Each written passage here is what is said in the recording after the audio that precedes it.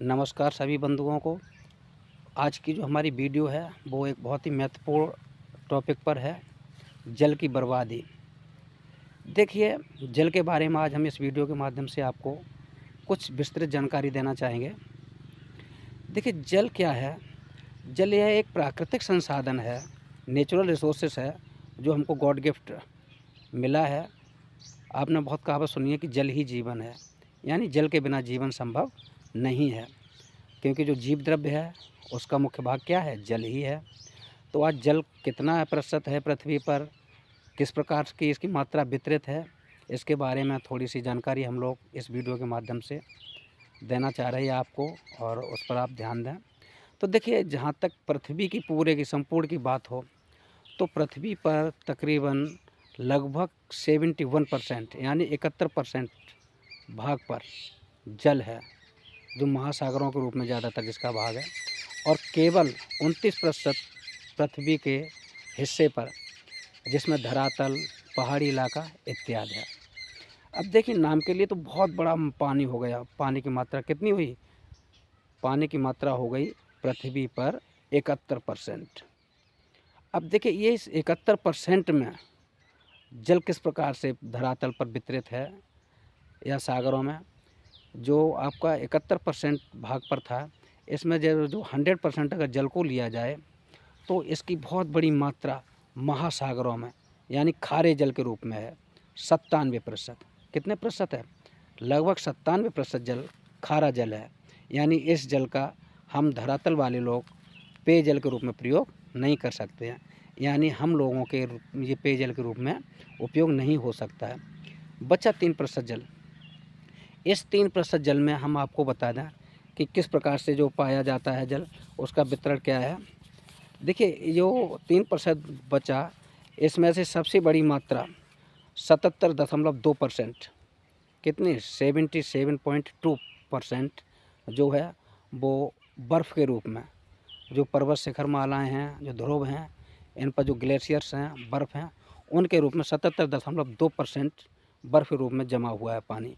यानी ये भी हम लोगों को, धरातल के लोगों को पेयजल के रूप में उपलब्ध नहीं है। इसके अतिरिक्त देखिए 22.4%, कितना? 22.4% जो जल है वो भूमिगत जल है। ये जल वैसे प्राकृतिक रूप से केवल पेड़ पौधे ऊपरी परत का ही वो भी प्रयोग कर पाते हैं, और जो निचली परतों में है, इसे न तो कोई जीव जंतु प्रयोग कर पाता है और न ही पेड़ पौधे। वो बात अलग है कि हम लोग अब विज्ञान के माध्यम से इसी जल का प्रयोग करते हैं पेयजल के रूप में। तो देखिए, जो 3% जल था उसमें से 77.2% हो गया बर्फ़ के रूप में, 22.4% हो गया भूमिगत, और 0.36%, कितना? 0.36% जो जल बचा शेष, यह है दुनिया भर की नदियों में, तालाबों में, झीलों में इत्यादि है।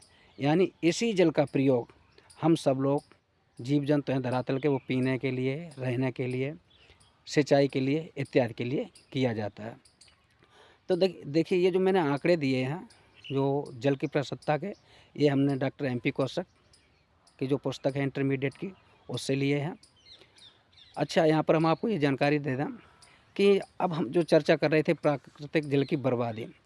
अब क्या है, जो हम लोग भूमिगत जल है, जो 22% के लगभग है, 22.4% के लगभग है, इस जल पर ही पूरी साल निर्भर रहते हैं, एक्सप्लॉयटेशन।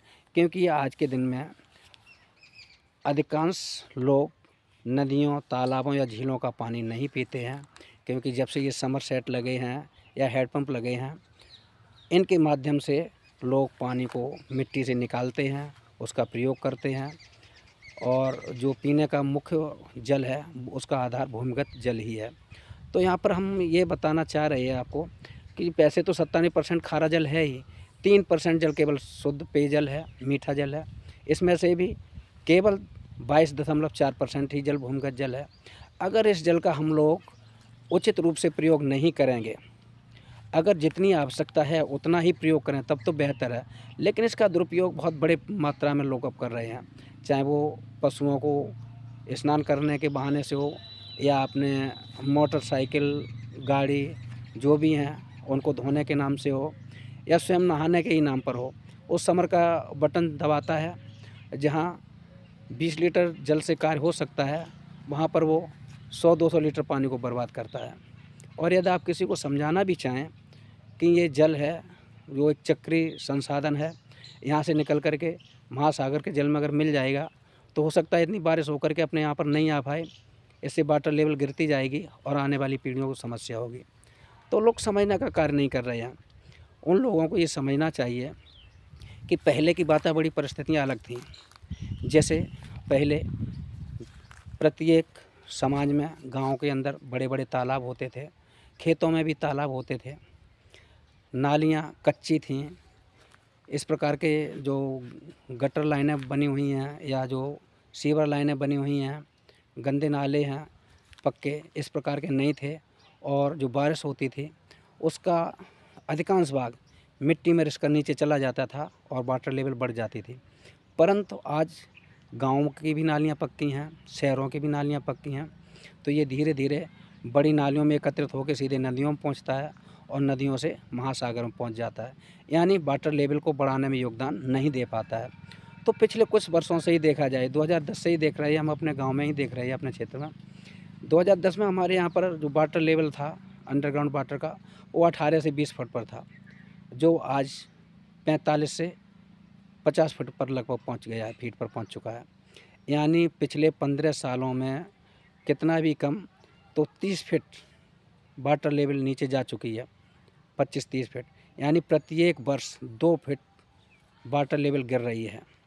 अगर पानी का शोषण इसी प्रकार से रहा तो आने वाले कुछ ही वर्षों में ये वाटर लेवल इतना ज़्यादा गिरता जाएगा, राजस्थान जैसे प्रदेशों में तो 100-200 फीट से भी ज़्यादा नीचे है, 500-500 फीट तक है। तो इस जल का हम लोगों को उतना ही प्रयोग करना चाहिए जितनी कि हमको आवश्यकता है। आवश्यकता से अधिक अगर हम बर्बाद करेंगे तो ये हम अपने आने वाली पीढ़ियों का भविष्य छीन रहे हैं, उनके लिए खतरा उत्पन्न कर रहे हैं। जो हमारे पूर्वजों ने जो हमको दिए हैं संसाधन, प्राकृतिक संसाधन, इनका हम प्रयोग इस प्रकार से करें कि हम भी अपनी आने वाली पीढ़ियों को दे सकें। तो हमारी इस वीडियो के माध्यम से शायद आपको जागरूकता ज़रूर मिलेगी, इस पर अमल करें। धन्यवाद।